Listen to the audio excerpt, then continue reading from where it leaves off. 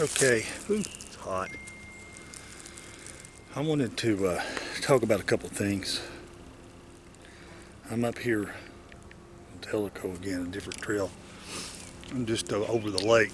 You can hear the boats. It's supposed to have some weather coming in, but the radar's clear. It's got to kind of keep an eye on it. It's hot, but it's good. Exercise and trying to lose weight. All that good stuff you do. Trying to do the keto stuff. You lose that first 15 pounds and you hit that wall, and everything adjusts, and that's where I'm at. So, but I'm in shape. Just got my little emergency food supply potbelly. The way I figure, if it ever hits the fan, I've got, as long as I got water, I've got a couple months worth of fat build up. I can just drink water and live off myself for a while. But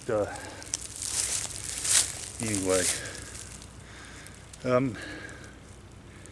I wanted to talk about witness sketches. And a real good friend of mine reached out to me the other day. She was reading my book, The Nephilim Among Us. And in the book, I recount my first encounter as a child when two infants ran up on the back porch and looked in at me. And she reached out to me, sent me an email, and said she'd love to do those witness sketches. Now, she's already on the Sasquatch Awareness Project site, and she volunteers her services to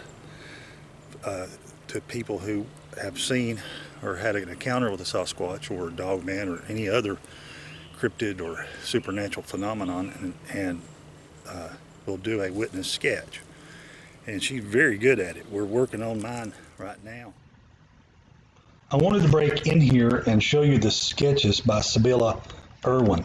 That was the lady I was referring to, and I just thought it was the good place to break in. But this is my Sasquatch Awareness Project, and here's a section witness sketched by artist, and then here is her email address, SibyllaChristine@yahoo.com.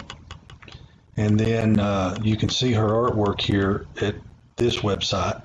But she was kind enough to send me some of the witness sketches. These are actual witness sketches of Sasquatch. And like I said, she's working on mine right now, of the two little ones. So you can see she is very talented. And Sibylla is a good friend, and I appreciate her help and her offering her services free for this. So I'm going to jump back to the video, but I just wanted to jump in here and show you the website. Again, it's those who are new to my channel. Sometimes, miscommunications, or, the videos are so far pushed down. A lot of people, don't go back and look at everything, but it's a Sasquatch Awareness Project. And you can Google it. You can see here, Sasquatch, sasawareproject.blogspot.com. And then Sibylla has her stuff, her page, her stuff. Good grief, Scott.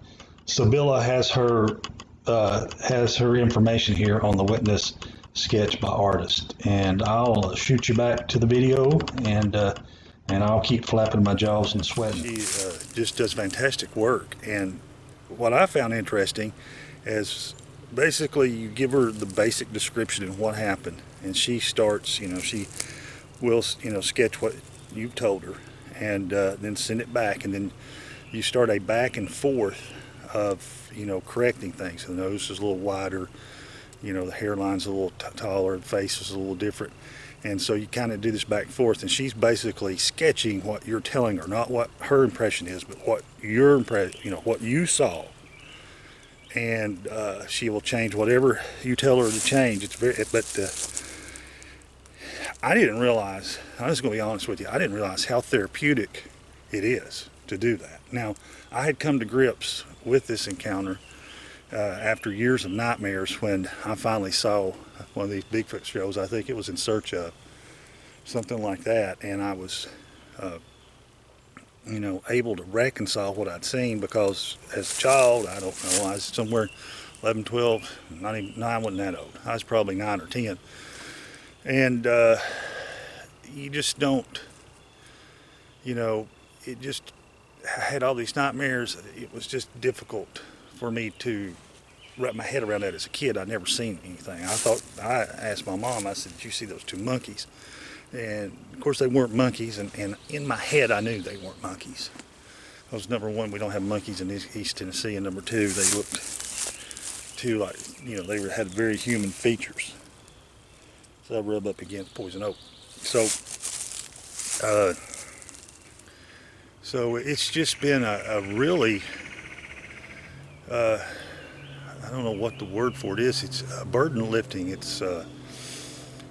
is therapeutic, and you'll be surprised what happens when you start doing this. Little details in your memory start coming out. In other words, when the face starts to take shape and it's starting to look what in your memory you saw, then other little details start coming back to you. Boom, boom. Like with mine, the details of the forehead. I didn't, my recollection, I didn't get that good a look. The big black eyes and the smile was what I concentrated on, and whenever asked to describe it, that's all I can remember. But now, as the sketch is going through, the shape of the nose is coming back. The way the forehead looked is coming back. I remember, that these three little wrinkle lines, distinct right above the brow ridge.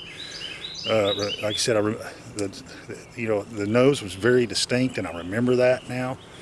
And same thing with the mouth and the shape of the face. So it's been a really, really good experience for me. And like I said, very therapeutic. And if you've had an encounter with any type of being like this, and have her do your sketch, because her contact information is on the Sasquatch Awareness Project website. So you can go there, and there's also examples of her witness sketches there, or you can, I'll put down in the link a link to her email. But it's been a godsend, and I really appreciate her reaching out and doing that for me. And like I said, I just highly recommend it for anyone who's had an encounter, especially those who are having PTSD issues coping and kind of reconciling, and think, I know, we've all said it, you feel like, I'm crazy or whatever. Oh, I've got a whole bunch of cows up there behind me. I found on this particular side, there's a bunch of cows, and I ran into them. I turned around because I didn't want to go bust into the middle of the herd. I don't think they'd do anything, but I don't need to take any chances. Even if they thought I had food, they probably could rush me. So anyway, I can't recommend more highly that you reach out to Sibylla and get a hold of her and have her do a sketch for you if you've had an encounter, and especially if you've had an encounter,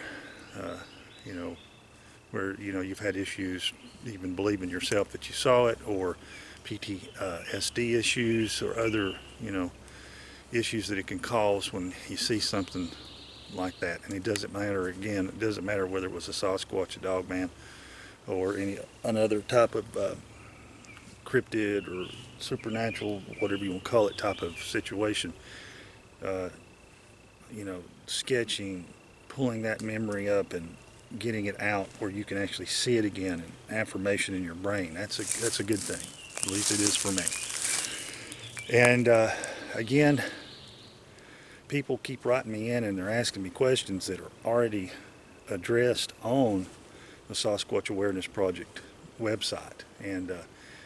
And what I've done is try to introduce, whether you're someone who's very aware of what the Sasquatch are, or you've just had your first encounter and you're trying to figure it out. This site kind of explains what they are, gives you some pictures of them, gives you some resources to answer some questions, give you links to other people who I think are experts and very knowledgeable in their fields. And it's a kind of a place where you can go to learn about the Sasquatch and how to cope and deal with an encounter or ongoing issues. And so, I'm adding to it as I get feedback and knowledge from everybody, because I'm wide open. If anybody has, had issues with them, like, residential visits and things of that nature, and you've done certain things that have worked, we need to know about it. We need to be able to share that with other people, and I'd appreciate it if you do that.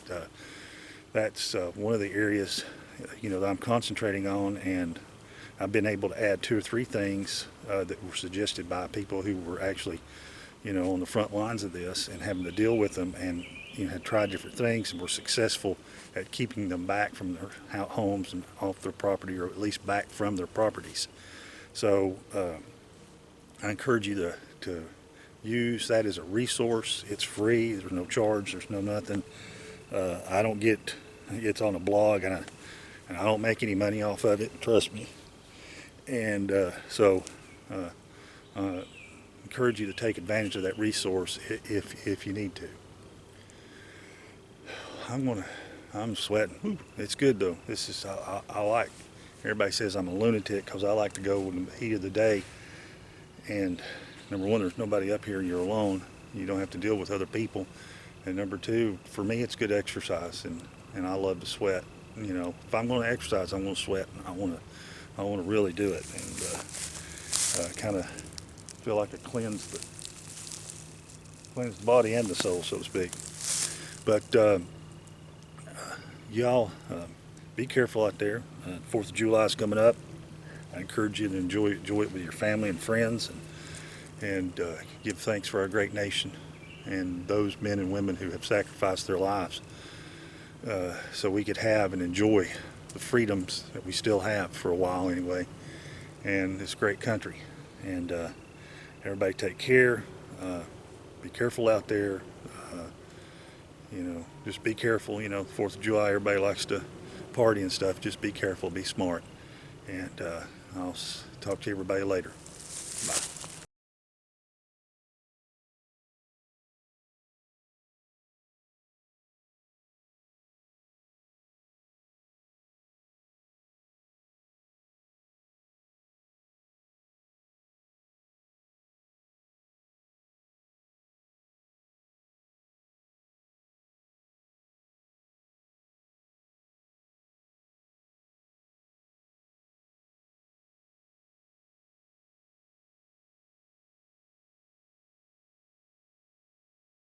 Bye.